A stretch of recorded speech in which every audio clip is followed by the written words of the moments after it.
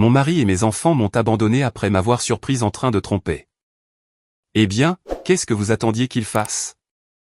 Maintenant, entrons dans cette histoire. Vous allez voir que tout cela remonte au 4 mai 2021. Je suis une femme de 38 ans. Appelez-moi Francine. Mon mari, appelez-le Ri, a 44 ans. Nous nous sommes mariés quand j'avais 19 ans, un mois après avoir donné naissance à notre fille. Appelez-la Libye. Libye a maintenant 19 ans. Près d'un an jour pour jour plus tard, j'ai donné naissance à notre fils. Appelez-le Craig. Nos deux enfants fréquentent aujourd'hui la même université, située à 5 heures de chez nous. Bien que nous nous soyons mariés jeunes, sans argent et avec un enfant, Ri et moi nous en sommes bien sortis. Nous avons eu une belle vie dès le début. Ri a aujourd'hui un bon emploi et a toujours été un excellent soutien de famille, un mari et un père formidable, même dans les premiers temps. Moi aussi, je travaille désormais 3 jours par semaine, le lundi, le mercredi et le vendredi. Nous avons largement assez d'argent, nous possédons notre propre maison et nous disposons d'une épargne correcte. Notre famille était solide comme un roc. Mon mari, mes enfants et moi formions une équipe indestructible jusqu'à ce que je tombe sous l'emprise trompeuse d'une personne très sombre. Voyez comme elle commence déjà à peindre son amant comme une personne sombre et trompeuse. Tout a commencé de manière assez innocente. Nous avons un chien qui fait partie de la famille. Comme je l'ai mentionné, je travaille le lundi, le mercredi et le vendredi. Je suis donc à la maison le mardi et le jeudi.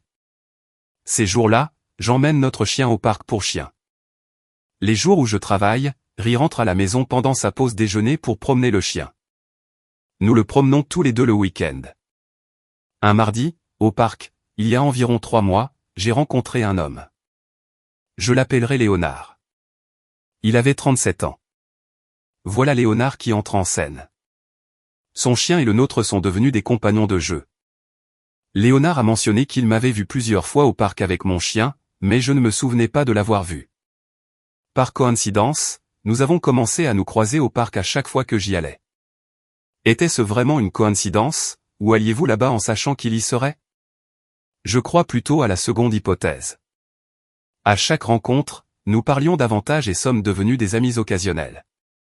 Rien d'inapproprié, juste une discussion détendue entre amateurs de chiens. D'ailleurs, un soir au dîner, j'ai raconté à mon mari mes interactions avec cet homme nommé Léonard du parc pour chiens. Je lui ai demandé s'il l'avait déjà vu là-bas. Mon mari a répondu que non. Je lui ai dit que le chien de Léonard et le nôtre étaient devenus les meilleurs amis. Mon mari a ri, et on n'a plus parlé du sujet. Le temps a passé, et les choses ont commencé à changer entre Léonard et moi. Il y a environ 2 mois, un jour au parc pour chiens, Léonard et moi discutions.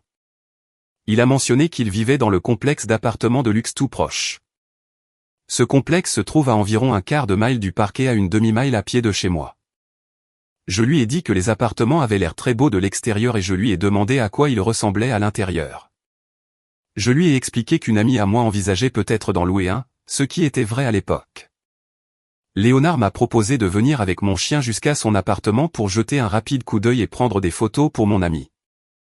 Je savais que j'aurais dû refuser poliment, mais j'ai accepté. Bien sûr que vous l'avez fait. Dès que j'ai franchi la porte de son appartement, j'ai su que j'avais franchi une ligne inappropriée. Léonard m'a fait visiter les lieux. Je suis resté peut-être 10 minutes, je l'ai remercié et j'ai dit que je devais rentrer chez moi. Là, il m'a demandé s'il me verrait le mardi suivant au parc. J'ai répondu oui et je suis parti. C'est à partir de ce moment-là que j'ai commencé à tromper Ri. Quand je suis rentré ce soir-là, je ne lui ai pas parlé de ma visite chez Léonard. Au contraire, je me suis montré encore plus attentionné envers mon mari. Je lui ai préparé un excellent dîner et nous nous sommes blottis sur le canapé jusqu'à ce que nous allions nous coucher. Nous avons passé une très belle nuit. Je note ici qu'il s'agit d'un signal d'alarme pour le mari. Car tout à coup, elle lui accorde plus d'attention et plus d'amour. Un soir comme celui-ci, pendant la semaine, l'homme doit se demander, pourquoi, soudainement, fait-elle ça? Cela pourrait être du love bombing pour compenser quelque chose qu'elle a fait. Oui, c'est exactement ce qui se passe ici. Messieurs, gardez toujours les yeux ouverts face à ce genre de comportement. Le mardi suivant, j'ai retrouvé Léonard au parc. Nous avons parlé pendant près de 2 heures.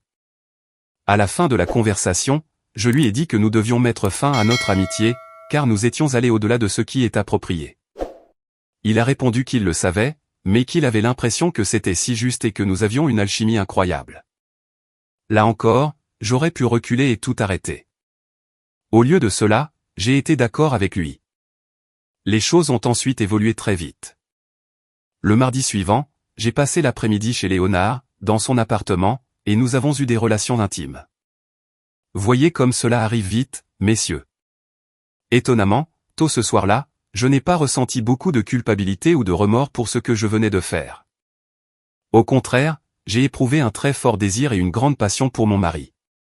Nous avons passé une très belle nuit ensemble. C'est ce que je dis, c'est vraiment malsain. Elle venait juste de coucher avec son amant, et je vous garantis à 99% qu'il ne portait pas de protection. La plupart du temps, ces femmes ne demandent pas à leur amant de se protéger. C'est dégoûtant. C'est répugnant. Je n'ai rien de plus à dire là-dessus. C'est aussi un signal d'alarme, car une fois de plus, elle lui donne toute cette attention et tout cet amour soudain. En tant qu'homme, vous devez vous poser la question, pourquoi fait-elle ça tout à coup? En écrivant cela maintenant, je suis simplement dégoûté de moi-même. Et vous devriez l'être. Mais je dois être honnête. Léonard et moi avons continué à nous retrouver chez lui tous les mardis et jeudis jusqu'à midi.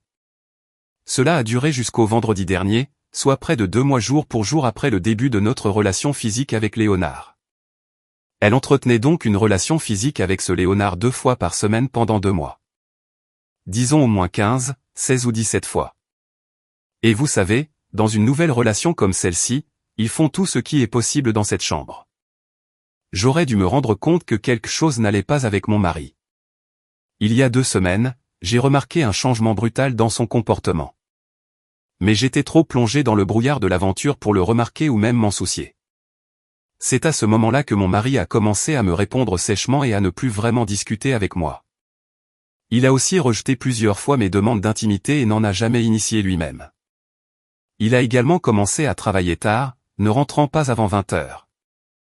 Il disait que lui et ses collègues travaillaient sur une grande présentation et qu'ils mangeaient tous des plats à emporter au bureau. Ces gros projets arrivent rarement, mais pas pendant 2 semaines d'affilée. Quand je l'ai pressé de questions, il a simplement dit que c'était un projet top secret et qu'il se terminerait le vendredi. J'ai cru à son histoire et je me suis senti soulagé à l'idée de bientôt retrouver mon mari aimant. Il m'a promis de rattraper le temps perdu et que nous passerions un week-end rempli d'émotions. Eh bien, disons que les émotions n'étaient pas celles que j'attendais. Quand je suis rentré le vendredi, il y avait une grande enveloppe en papier craft scotchée sur la porte, avec mon nom dessus. Une fois à l'intérieur, j'ai ouvert l'enveloppe et j'ai failli m'évanouir. Il y avait des pages et des pages de messages entre Léonard et moi, sur les faux comptes Facebook que nous avions créés pour gérer notre communication pendant l'aventure. Vous voyez à quel point ces trompeurs sont rusés. Ils ont créé de faux comptes Facebook dans le seul but de pouvoir s'envoyer des messages en secret. Encore une fois, comme je l'ai dit dans d'autres vidéos, ces aventures ne sont généralement pas des erreurs impulsives du moment. Elles sont bien pensées et calculées, avec beaucoup de planification. Ne croyez jamais l'excuse, c'était une grosse erreur. Non, c'était une décision rationnelle, bien réfléchie que vous avez prise, pas une erreur. En regardant ces messages, j'ai commencé à pleurer et je n'arrivais plus à respirer. C'était si grave que j'ai envisagé d'appeler le 911. Oh, quelle actrice! J'ai jeté l'enveloppe par terre et j'ai couru dans toute la maison, sans savoir qui avait mis cette enveloppe sur ma porte. Était-ce Léonard, mon amant? Était-ce mon mari? Ou quelqu'un d'autre? Ma question a trouvé sa réponse quand je suis entré dans la chambre.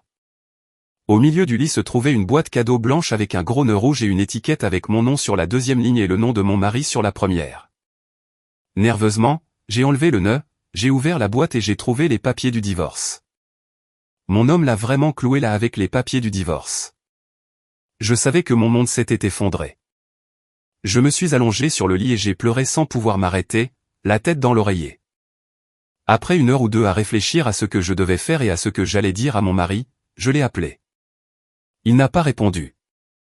J'ai continué d'appeler, mais il n'a pas décroché. J'ai ensuite envoyé un texto, et encore rien. J'ai commencé à faire les 100 pas dans la maison en me demandant ce que j'allais faire. J'ai alors appelé et envoyé des textos à ma fille et à mon fils plusieurs fois, mais ils n'ont pas répondu, ce qui était étrange. Quelques minutes plus tard, j'ai reçu un texto de mon mari disant qu'il savait tout, que nos enfants aussi, et que le reste de sa famille était au courant. Depuis 15 minutes, mes parents l'étaient également. Il a écrit qu'il avait déménagé, qu'il avait signé un bail pour un appartement, et que la prochaine fois que j'entendrais parler de lui, ce serait par l'intermédiaire de son avocat. Il a terminé son texto en disant « Profite de ta nouvelle vie avec Léonard. » Mon homme l'a bien eu là. Et vous voyez ce qu'il faisait pendant ces semaines où il lui battait froid, il rencontrait en réalité son avocat et préparait tout. Il cherchait aussi des appartements et en a loué un. Ce type en avait fini. Dès qu'il a découvert que sa femme le trompait, il a essentiellement tourné la page sur elle. Après avoir lu cela, j'ai pleuré pendant des heures, ne m'arrêtant que pour répondre à un appel de ma mère. Au lieu de me réconforter, elle m'a attaqué violemment, sans me laisser placer un mot, puis elle m'a raccroché au nez. J'ai continué à l'appeler, mais elle n'a pas décroché. J'ai appelé mon père et il a répondu. Je lui ai demandé de parler à maman. Il a dit qu'elle n'avait plus rien à me dire. Mon père m'a ensuite dit qu'il était tellement déçu et honteux de moi. Il a dit qu'il n'aurait jamais imaginé que sa fille puisse faire une chose pareille. Cela m'a brisé. J'ai commencé à pleurer en lui disant que j'étais désolé. Il est resté silencieux pendant que je parlais sans arrêt. Quand j'ai terminé, il m'a dit de me ressaisir et de faire mieux. Je lui ai répondu « D'accord, papa, je le ferai. » Et nous avons raccroché. À ce stade, j'étais trop embarrassé pour me confier à mes amis ou à un autre membre de la famille. Je suis donc resté seul à pleurer dans ma chambre. J'ai pensé qu'il valait mieux appeler Léonard, mon amant, pour lui dire que notre relation était terminée et pour avoir une épaule sur laquelle pleurer. Quand je l'ai appelé, il m'a d'abord demandé pourquoi je l'appelais de mon téléphone et non via nos faux comptes Facebook. Je lui ai dit directement que mon mari savait pour nous et qu'il me divorçait. La seule chose que Léonard a dite, c'est « Oh non, il sait ». Je lui ai répondu que je ne savais pas comment. Léonard a demandé si mon mari avait trouvé nos comptes Facebook. J'ai dit qu'il avait dû le faire. Il a ensuite demandé si j'avais oublié de me déconnecter. Je lui ai dit que je ne savais pas. Il m'a demandé si mon mari savait qui il était. Je lui ai répondu oui, car il l'avait mentionné par son nom dans le texto que j'avais reçu. Léonard a dit « 0 », puis il a commencé à crier le mot en F à haute voix, encore et encore, au point que son chien s'est mis à aboyer. Il a ensuite dit « Ok, écoute, je suis désolé que ça soit arrivé, mais tu as été négligente. Coupons tout contact, supprimons nos comptes et nos numéros de téléphone. J'espère que tu pourras sauver ton mariage. Ne m'appelle plus. » J'ai été à la fois surprise et écœurée par sa lâcheté. J'ai simplement dit « Ok » et nous avons raccroché. C'est tout. Il n'y a eu aucun « Je suis désolé d'avoir détruit ton mariage, Francine », aucun « Que puis-je faire pour toi, Francine », aucun merci. Juste un discours d'autopréservation venant d'un homme superficiel. Comment ai-je pu être assez stupide pour tromper avec qui que ce soit, et surtout avec un homme aussi répugnant et vide que Léonard? Je poste ceci à 3 heures du matin ce mardi. Si cela vous dit quelque chose, j'ai pris la semaine de congé pour me concentrer sur le fait d'obtenir que mon mari et mes enfants me parlent, afin que je puisse m'excuser et que nous puissions guérir et avancer. Quelqu'un a-t-il des suggestions sur ce que je dois faire ensuite? Mon âme est brisée et je suis complètement seul. J'ai tout perdu, sauf mon chien, à cause de mes actes. Parmi vous qui avez déjà trompé, avez-vous été rejeté aussi rapidement par votre conjoint? Je veux dire, Ri est parti et ne veut plus rien avoir à faire avec moi. Je comprends à quel point il se sent mal, mais me couper complètement de sa vie et demander le divorce pour une seule stupide erreur me semble si extrême. Aidez-moi, s'il vous plaît. Francine. Vous voyez deux choses qu'elle fait ici, les amis, elle minimise ce qu'elle a fait en l'appelant « une seule stupide erreur », et elle rejette toute la faute sur son amant Léonard, en le traitant de toutes sortes de noms et en disant qu'il est un homme superficiel et vide. Elle ne prend absolument aucune responsabilité. Elle essaie de minimiser les faits. Regardons maintenant quelques réponses qu'elle a reçues de la communauté. Mais avant cela, je veux vous encourager, si ce que vous entendez vous plaît, appuyez sur le bouton « J'aime ». Cela aidera cette vidéo à être vue par des gens du monde entier. Maintenant, examinons quelques-unes de ces réponses. La première vient d'une femme. Elle dit, Francine, ne te flagelle pas trop. Ce que tu as fait est instinctif. Je ne dis pas que c'est bien, mais c'est naturel. Elle dit donc que tromper et avoir plusieurs hommes est naturel. Moi aussi, je traverse une infidélité et heureusement, mon mari est plus compréhensif que Ri. Il a été avec moi dans tous les hauts et les bas. Monsieur Simp. Monsieur Simp. Elle a un mari qui est un pigeon. J'ai suivi une thérapie individuelle et nous allons en thérapie de couple 2 fois par semaine. J'ai été un vrai désastre, mais mon mari est mon roc. Bonne chance, ma fille. La deuxième réponse vient d'un homme. Il dit, Waouh, ton mari est simplement parti et t'évite sans même te parler. Ton mariage battait-il déjà de l'aile auparavant? As-tu déjà trompé avant, et donc tu connaissais ton sort si tu recommençais? Même dans ce cas, si tu étais ma femme, j'aurais au moins eu une discussion pour entendre ta version des faits avant de faire quelque chose d'aussi définitif. Je pense qu'il y a plus dans ton histoire que ce que tu nous dis. C'est ce que j'ai pensé en lisant cette histoire pour la première fois. Je me disais qu'elle ne nous racontait pas toute l'histoire. J'aimerais vraiment parler à son mari pour connaître sa version et savoir comment était vraiment leur mariage avant qu'il ne découvre qu'elle le trompait. Parce que je pense qu'il y a plus dans cette histoire. La réponse suivante vient d'une femme. Elle dit, si triste. Triste pour toi, Francine. Ne porte pas ton infidélité comme une lettre écarlate.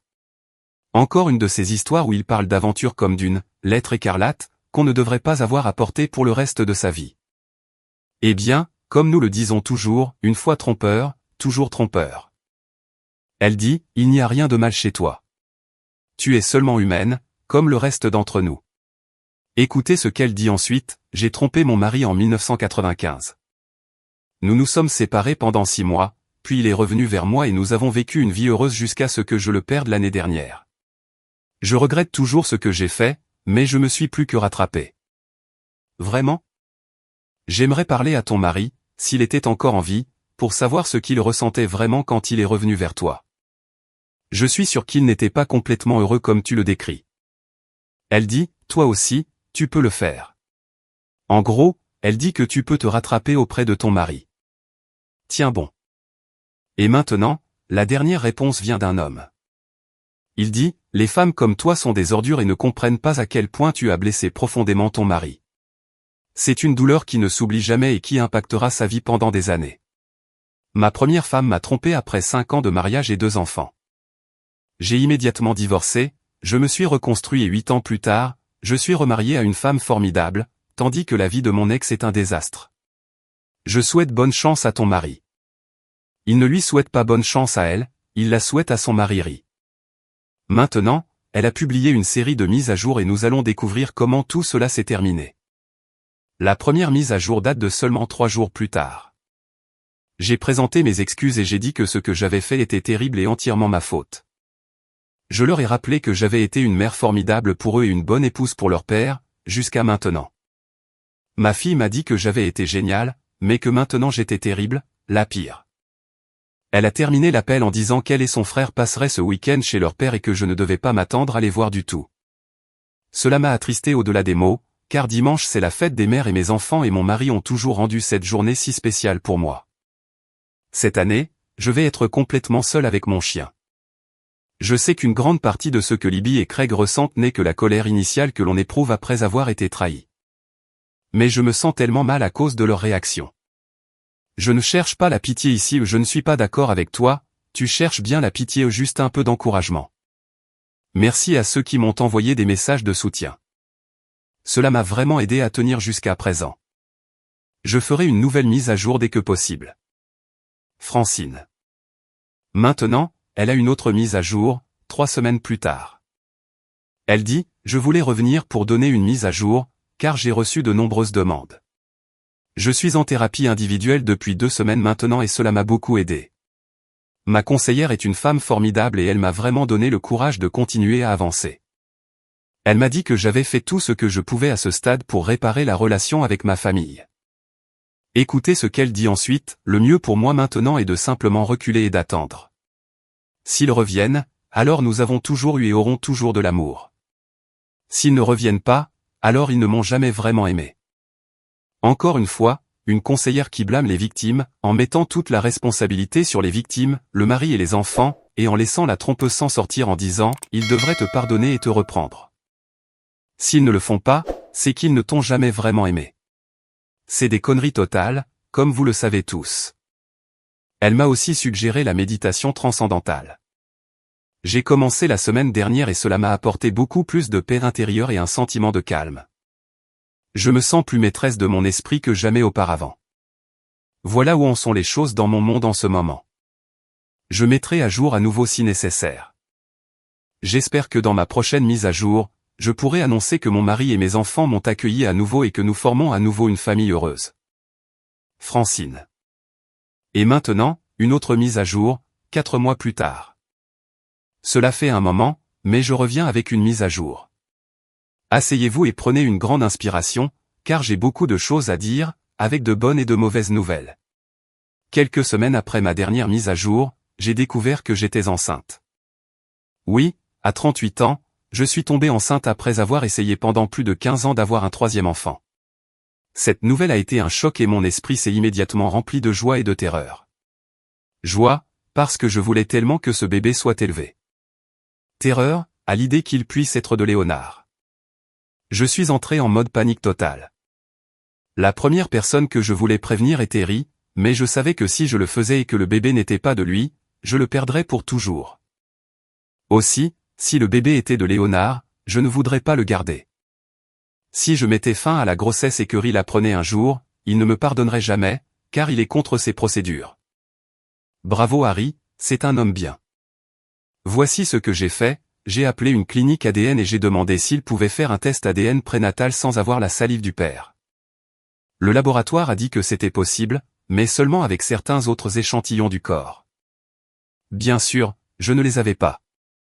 La seule possibilité était les follicules pileux.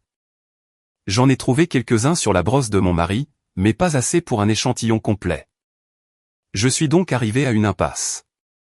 Mon plan de secours était de contacter Léonard et de lui demander de participer et de payer un test ADN prénatal. Il m'avait bloqué et avait supprimé son compte Facebook.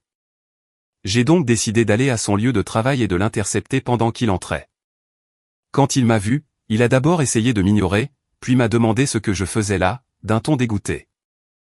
Je lui ai dit que j'avais quelque chose d'important à dire et que nous devions parler. Il a répondu qu'il ne voulait plus me parler et qu'il était désolé d'avoir brisé mon mariage. Je me suis dit, ouais, c'est ça. Pourquoi n'as-tu pas pensé à ça avant de me poursuivre sans relâche? Vous voyez comme elle rejette toute la faute sur son amant et n'accepte pas pleinement la responsabilité, contrairement à ce qu'elle avait dit au début. J'ai alors lâché, je suis enceinte et tu es le père. Il a commencé à dire, oh non, femme, tu ne vas pas me piéger avec un bébé. Je connais bien ce jeu, donc cet amant, Léonard, est un joueur, comme vous pouvez le voir. Je lui ai dit d'écouter attentivement. Si tu ne veux pas que j'entre dans ce bureau et que j'aille directement à ton service des ressources humaines pour leur dire ce que tu faisais au lieu d'être au travail, tu ferais mieux de faire ce que je dis. Je lui ai ensuite demandé de prendre rendez-vous et de payer un test de paternité, et je lui ai donné le numéro de la clinique. Je lui ai dit que s'il ne le faisait pas dans les 48 heures, j'irais à son service RH. Ce soir-là, Léonard m'a débloqué sur mon téléphone et m'a envoyé un texto disant qu'il avait pris rendez-vous pour le mardi suivant à 10 h du matin. Comme il savait que j'étais en congé le mardi, nous nous sommes retrouvés à la clinique. Nous n'avons pas parlé. Ils ont d'abord appelé Léonard pour prélever sa salive, puis je suis entré et ils ont prélevé mon sang. Il a fallu une semaine pour obtenir les résultats, mais cela en valait la peine, Léonard n'était pas le père. Je suis tombé à genoux de joie pure et j'ai remercié notre Seigneur de nous avoir bénis, mon mari et moi, d'un autre enfant précieux que nous désirions depuis si longtemps. J'avais hâte de parler à Harry, mais je n'avais aucun moyen de le joindre car il m'avait bloqué. Je ne savais toujours pas où il vivait et, à ce stade, mes enfants m'évitaient encore et me parlaient à peine. Je leur ai envoyé un texto, à ma fille et à mon fils, en leur disant que j'avais quelque chose de très important à leur dire et en leur demandant s'ils pouvaient organiser un appel à 3. Ma fille n'arrêtait pas de m'envoyer des textos pour savoir de quoi il s'agissait. Je lui ai simplement répondu que je le leur dirais pendant l'appel. Nous avons organisé l'appel et je leur ai annoncé la bonne nouvelle. Au lieu d'être heureux d'avoir un petit frère ou une petite sœur, ils ont tous les deux été furieux et très méchants avec moi. Ils ont immédiatement supposé que le bébé était de Léonard. Je leur ai dit, je sais que c'est le bébé de votre père. Mon fils m'a alors demandé comment je pouvais en être si sûr. Je lui ai répondu que, d'après la date estimée de conception, je le savais. À ce stade, je ne connaissais pas la date réelle de conception, mais je ne voulais pas leur parler du test ADN avec Léonard. J'ai donc pensé qu'il valait mieux leur expliquer de cette façon. Encore une fois, elle se montre trompeuse ici. Ma fille m'a alors accusé d'avoir piégé son père pour qu'il reste avec moi en tombant enceinte. Je lui ai demandé comment cela pouvait être possible, puisque tout cela s'était produit avant que son père ne soit au courant de ma relation avec Léonard. Ma fille a dit que c'était précisément son point. Elle m'a accusé d'être tombée enceinte exprès avec son père au cas où il découvrirait mon aventure. Elle a dit que le bébé était ma façon de piéger son père. Je lui ai répondu que c'était ridicule et qu'elle savait que son père et moi essayions depuis des années d'avoir un enfant. Finalement, après beaucoup de discussions, ils ont accepté de parler à leur père et de lui demander de m'appeler. J'étais tellement anxieuse en attendant que Ri m'appelle ce soir-là, mais il ne l'a pas fait. Le lendemain matin, toujours rien. Puis, un peu après 13 heures le jour suivant, j'ai reçu un appel de l'avocate de Ri. Elle m'a laissé un message et je l'ai rappelé immédiatement. Elle m'a expliqué qu'elle appelait au nom de son client et qu'ils avaient été informés que j'étais enceinte et que je prétendais que le bébé était de son client. En entendant cela, je me suis effondré et j'ai commencé à sangloter, en la suppliant de me laisser parler directement à mon mari. L'avocate a été prévenante et compréhensive, mais ferme. Après que je me sois calmé, elle m'a dit que mon mari demandait un test de paternité pour confirmation. J'ai immédiatement accepté et proposé de le faire le plus tôt possible. J'ai dit que je paierais avec mes économies. L'avocate m'a demandé de prendre le rendez-vous et que son client fournirait son échantillon de salive à un moment où je ne serais pas présente. J'ai accepté, mais j'ai pleuré toute la nuit en pensant que Ri croyait que je lui mentirais sur quelque chose d'aussi spécial. Je n'arrivais pas à croire que Ri ne voudrait pas venir au rendez-vous avec moi. Pourquoi ce Ri croirait-il que tu es une menteuse? Pourrait-ce être parce que tu l'as trompé pendant 60 jours avant qu'il ne te démasque? Je pense que c'est peut-être la raison pour laquelle il ne te fait plus confiance. Le test a été effectué, plus tôt ce matin, les résultats sont arrivés, prouvant que Ri est bien le père. Bien sûr, je le savais déjà, mais obtenir les résultats officiels m'a fait un bien fou et m'a enlevé un énorme poids. Je cherche maintenant à laisser derrière nous ce terrible cauchemar que j'ai créé. J'ai hâte de reconstruire ma relation et la confiance avec ma famille. Merci beaucoup pour tout l'encouragement que vous m'avez apporté pour m'aider pendant cette période difficile. Prenez soin de vous, tout le monde. Elle se sent donc assez bien dans sa peau maintenant parce qu'elle est enceinte de l'enfant de son mari. Cela signifie qu'il va être lié à elle probablement pour encore 20 ou 25 ans. Elle fait des cabrioles à cause de cela. Et maintenant, la dernière mise à jour, pour voir comment les choses ont tourné pour cette famille. La mise à jour finale date du 18 mai 2022, soit 8 mois plus tard. Après avoir reçu tant de demandes, j'ai pensé revenir pour mettre tout le monde à jour sur la façon dont les choses ont tourné pour ma famille et moi. Nous sommes encore en cours de reconstruction, bien sûr, mais chaque jour nous nous rapprochons un peu plus de la famille que nous étions avant que je ne détruise tout stupidement par mon égoïsme et ma bêtise. Tout d'abord, Ri et moi avons divorcé. Ri a poursuivi et a divorcé d'elle, même si elle était enceinte de son enfant.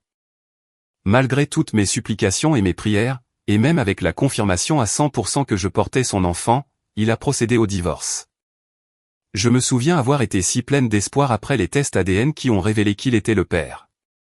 J'avais tellement hâte de lui parler et de le voir me prendre à nouveau dans ses bras pour me dire que tout irait bien. Mais il ne l'a jamais fait. Au lieu de cela, je l'ai rencontré au cabinet de son avocate lors d'une réunion qui a été filmée. C'est lors de cette réunion qu'il m'a dit qu'il poursuivait le divorce et qu'il voulait passer à une bonne relation de coparentalité avec moi. Je me suis effondré, j'ai pleuré et j'ai demandé à être excusé pour reprendre mes esprits. Quand je suis revenu, nous avons parlé de la garde et de son désir de partager le temps de garde avec moi. Je lui ai dit que je voulais qu'il ait 100% de la garde et j'ai à nouveau éclaté en sanglots. Finalement, notre divorce a été prononcé. Nous avons partagé les biens à 50-50e et la garde de notre petit garçon à 50-50e. J'ai reçu 1 an de pension alimentaire et une pension alimentaire continue pour l'enfant. Ri a également accepté de payer la moitié des impôts, de l'assurance et des charges de notre maison familiale pendant 2 ans, afin que le bébé puisse vivre dans un environnement sûr et sécurisé. Ils ont donc partagé les biens à 50-50e, mais il semble qu'ils gardent la maison pendant quelques années avant de la vendre, pour offrir au bébé un environnement stable, familial, avant de devoir le déraciner. C'est ce que je devine simplement en lisant cela. Fin janvier, notre petit garçon est né et c'est vraiment un enfant miracle. Non seulement parce qu'il nous a bénis après 15 ans d'essai, mais aussi parce qu'il a réuni notre famille. Ma relation avec ma fille Libby et mon fils Craig est revenue à la normale et ils sont des frères et sœurs attentionnés pour leur petit frère. Libby est même venue dans la salle d'accouchement pour être avec moi pendant que je donnais naissance. Depuis la naissance, mes 2 enfants rentrent de l'université tous les week-ends et se relaient pour tenir le bébé.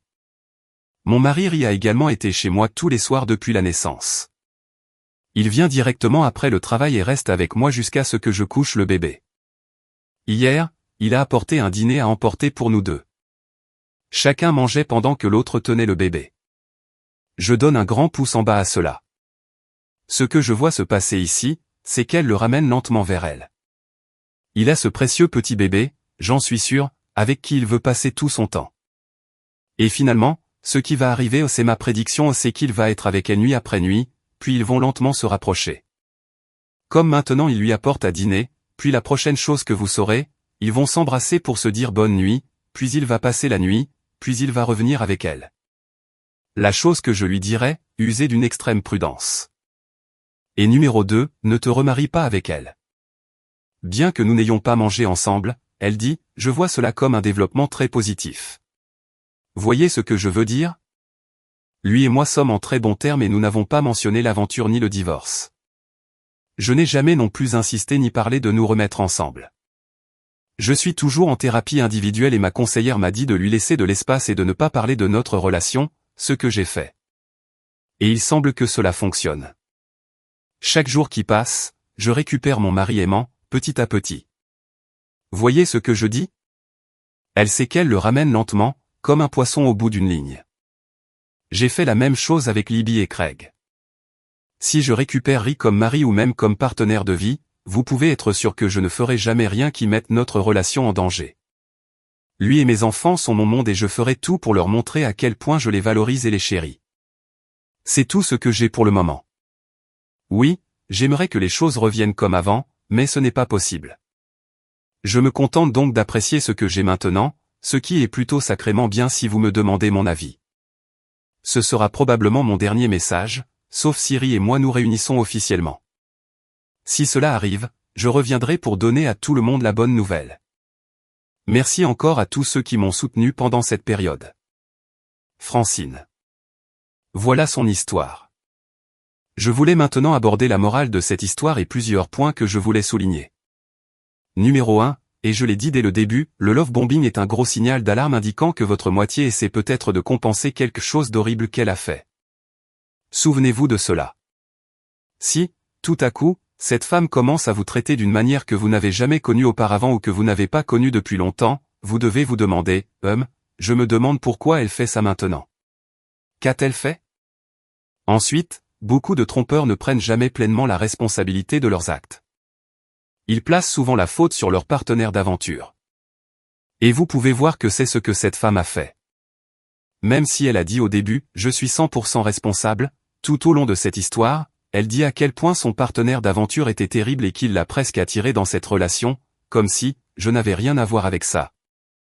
J'étais juste une pauvre victime innocente. Non, tu étais tout aussi responsable, sinon plus, parce que tu étais celle qui était mariée à ton mari.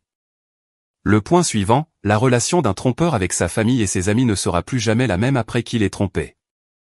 Ce n'est pas seulement sa relation avec son conjoint ou son petit ami qui ne sera plus jamais la même, mais ses amis et les membres de sa famille vont la regarder différemment. Combien de femmes, amies à elle ou même dans la famille, qui sont mariées ou ont des petits amis, disent maintenant, je ne veux pas que mon petit ami ou mon mari soit près de cette femme. Elle pourrait essayer de faire la même chose avec mon mari ou mon petit ami. Tout le monde la regarde différemment, et ils la regarderont ainsi pour le reste de sa vie. Et enfin, il vaut mieux divorcer et offrir à vos enfants 2 foyers heureux plutôt que de rester ensemble dans un foyer misérable. Ce sont mes réflexions sur cette histoire. Maintenant, je veux entendre de vous, qu'avez-vous pensé de cette histoire? Comment pensez-vous que Seri a géré la situation? Pensez-vous que sa femme est en train de le ramener lentement vers elle? Pensez-vous qu'il va la remarier ou peut-être qu'il va reprendre une relation avec elle? Faites-le nous savoir dans les commentaires.